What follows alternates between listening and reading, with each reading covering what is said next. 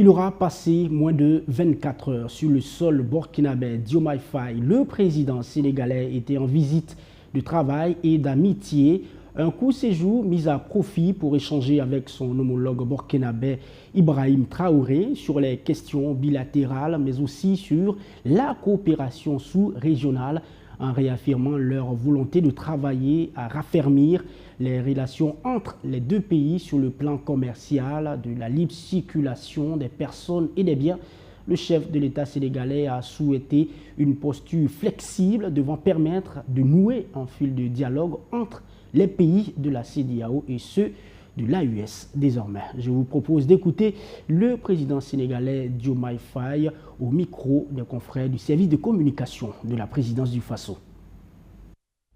Nous avons des défis communs. C'est aujourd'hui le défi sécuritaire qui est le plus prégnant, le défi de la migration irrégulière, les défis de la lutte contre les trafics d'êtres humains et de trafic de substances illicites.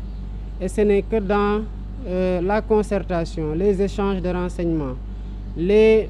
opérations conjointes qu'on réussira ensemble à prendre le dessus sur ces fléaux des temps modernes qui gangrènent aujourd'hui beaucoup de pays et qui retardent, comme je l'ai dit tantôt, le décollage de ces pays-là. Je repartirai du Burkina Faso très réconforté de l'ouverture d'esprit et de la disponibilité du président Ibrahim Traoré, mais surtout de sa disponibilité à renforcer avec nous l'axe Dakar-Ouaga pour développer davantage les échanges et la coopération. Nous avons aussi abordé le sujet de la CEDEAO, comme je l'ai fait dans les pays que j'ai visités jusqu'ici. Et je comprends aujourd'hui que les positions soient quelque peu figées,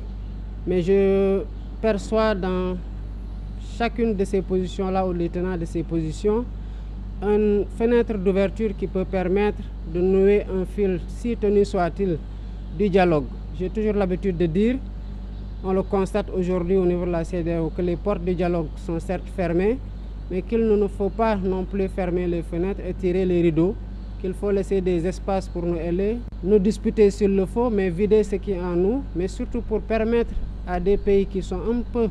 plus éloignés sur le plan physique des théâtres d'opération liés à l'insécurité, de comprendre ce que les pays qui le vivent directement sur le terrain sont en train de vivre et d'avoir plus de compassion, de se sentir davantage concerné, parce que les fléaux, il y a toujours une zone de démarrage, mais quand on voit aujourd'hui l'expansion, on sait qu'aucun pays n'est épargné, ni directement ni indirectement.